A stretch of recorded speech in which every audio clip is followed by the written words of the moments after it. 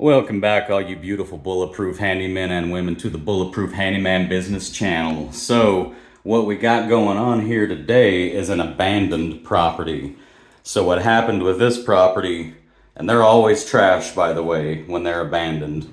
What happened with this property here was the property managers noticed that the tenants had not paid rent, and I don't know for how long, but when the rent was finally late enough, they went ahead and sent somebody out to check on the place and found that nobody was living here anymore. So they had to file the paperwork. It's officially an abandoned property. See that big old patch on the wall that they didn't finish? It's pointless for them to even do that. That doesn't save them any money because they stack the mud up so high. I spend more time redoing their patch than what I would have spent if I'd have just done the patch from the beginning. But when you have these properties that are abandoned, they're always going to be in horrible shape. Y'all haven't really seen the worst of it yet, although that bedroom back there was pretty gross. But look at the floor. See all that powder?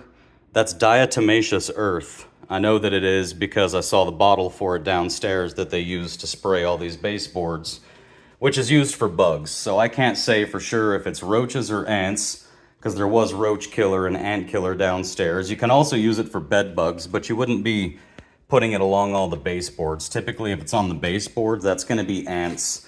And typically, if that's ants, and luckily not roaches, because I haven't seen any signs of any roaches in this house at all. But typically, when it's along the baseboards, that's going to be for ants. And the reason you put it along the baseboards is they're all coming in from outside and through the walls, and the baseboards tend to be a good entry point for them.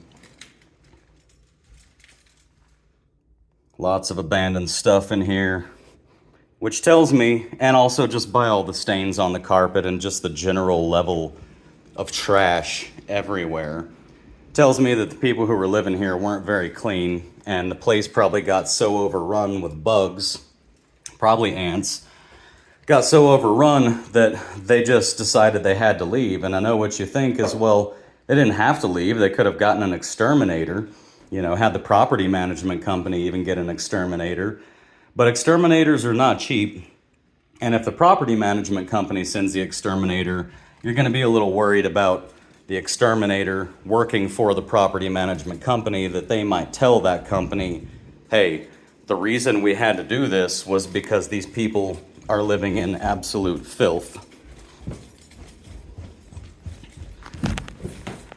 So we've just got damage everywhere, an entire door missing here, trash everywhere. This is going to be an extremely large job. And this is by far not the worst I've seen. I know I've had at least 5 other move-outs that were worse than this, but this does rank in the top 10. See, backyard full of trash. Just left all kinds of stuff behind. I don't even want to know what the fridge looks like. Let's check out the fridge together. It's never empty.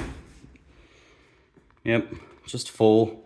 They just got up and left everything. And don't get me wrong, guys, you never know.